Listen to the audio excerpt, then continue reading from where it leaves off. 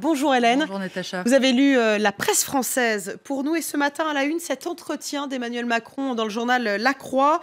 Moralisation de la vie politique, question de société, le candidat d'En Marche précise ses propositions. À la demande de François Bayrou, qui en avait fait, on le sait, une condition de son ralliement, Emmanuel Macron promet une grande loi de moralisation de la vie politique qui ferait de l'incompatibilité entre le mandat de parlementaire et l'exercice d'une autre profession la règle générale et durcirait aussi le retour dans la fonction publique des hauts fonctionnaires partis pantouflés, comme on dit dans le privé.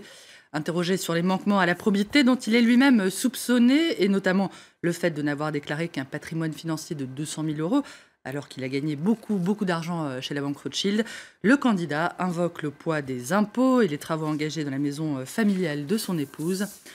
Tout autre chose avec les questions de société. Emmanuel Macron assure qu'il ne se précipitera pas pour légiférer. Défenseur du mariage pour tous, le candidat promet en revanche de ne pas toucher à la GPA, la gestation pour autrui. Pour la PMA, la procréation médicalement assistée, Emmanuel Macron dit qu'il faut l'étendre au nom de l'égalité homme-femme et du droit à l'accès à une prestation médicale. Voilà, Emmanuel Macron dans La Croix. François Fillon, lui, est dans Les Échos ce matin et il détaille son projet de rupture pour la France, projet économique. Le patron des Républicains qui promet que la France sera très vite sur la voie du redressement promet notamment, Natacha, de faire voter sous 3 mois la suppression des 35 heures, la réforme du Code du travail et la retraite à 65 ans.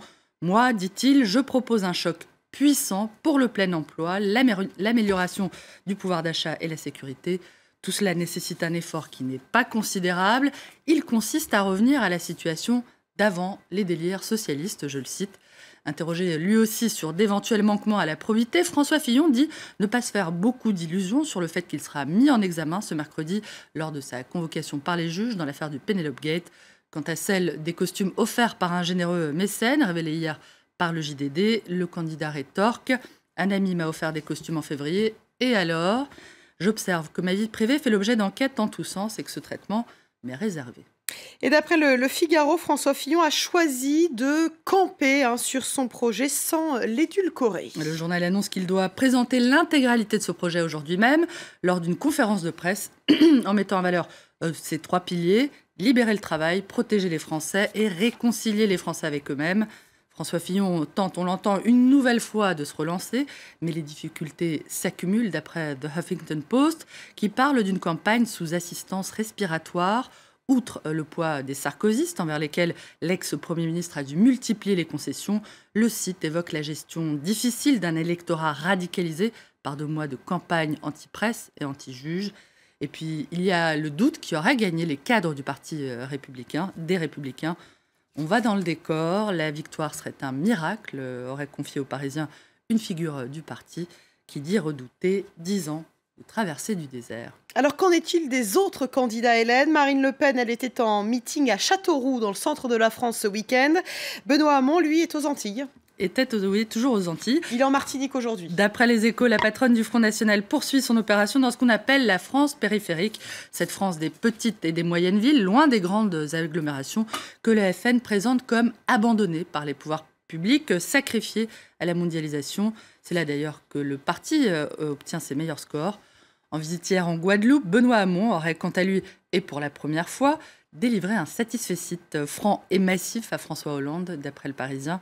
On peut saluer le bilan de Hollande sur les Outre-mer, tout en souhaitant supprimer la loi du travail, je le cite, la synthèse, en somme. Allez, on termine par le Parisien, Hélène, qui poursuit son exploration des thèmes de campagne ce matin.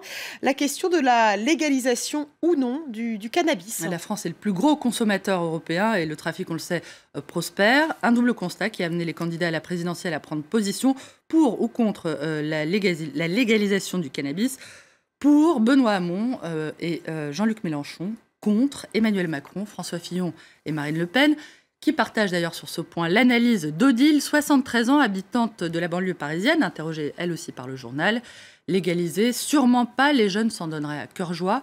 J'ai connu trop de parents dont les enfants étaient devenus des larves parce qu'ils fumaient, témoigne cette grand-mère de 2 petites filles.